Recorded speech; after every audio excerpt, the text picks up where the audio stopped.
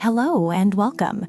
I was just thinking about how much fun playgrounds are, especially slides. Have you ever noticed how some slides make you zoom down super fast, while others slow you down so much you almost have to scoot yourself along? Yeah, the slide at my school is really slow, but the one at the park is super speedy. I always wonder why that happens. That's a great observation. There's actually a science word for what's happening.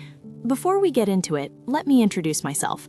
I'm Miss Ray, and I'm so excited to explore this with you, Kaira. So, when you go down a slide, what do you think is making you slow down on some slides but not others? Maybe the slide is just old. Or maybe my clothes are too sticky. You're onto something. It's all about something called friction. Friction is a force that happens when two surfaces rub against each other. The outside part of your clothes and the surface of the slide are pushing against each other as you move. That pushing slows you down. So friction is what makes you go slower on some slides. Can you guess where friction happens when you're sliding? Is it where my clothes touch the slide? Exactly. Friction happens right where your clothes and the slide meet. The more the surfaces push against each other, the more friction there is. Now, let's try a little experiment with just your hands.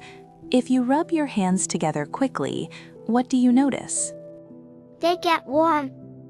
Sometimes they even feel hot if I do it a lot. That's friction at work. When you rub your hands, the surfaces of your skin push and slide over each other, and friction makes them warm up.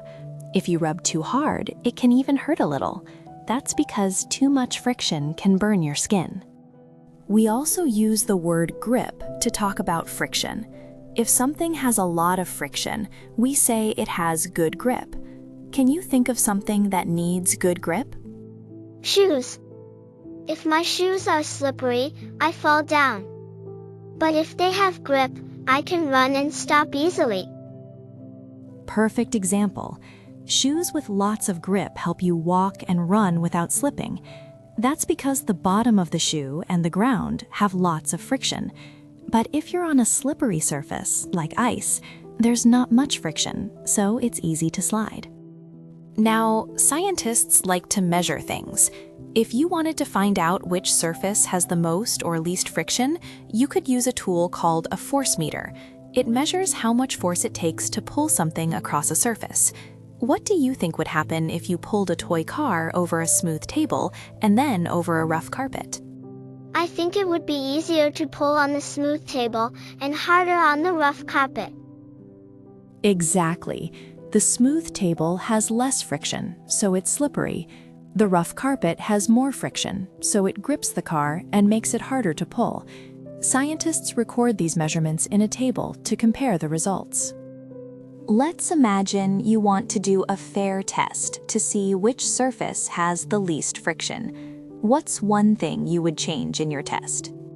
I would change the surface, like try the car on the table and then on the carpet. That's right.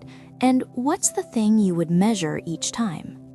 How hard it is to pull the car, maybe with the force meter. Exactly. And to make it a fair test, you'd want to keep everything else the same, like using the same car and pulling it the same way each time.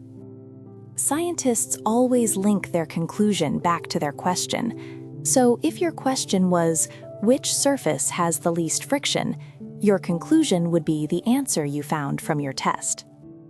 Before we finish, can you tell me in your own words what friction does and where it happens? Friction is a force that slows things down when they move on something else, and it happens where the two things touch, like my clothes and the slide. That's a fantastic explanation. You really understand how friction works. Next time you're at the playground, you can be a friction detective and figure out which slides are grippy and which are slippery. Maybe you'll even spot a Paw Patrol pup who needs help on a super slippery slide. See you next time for more science adventures.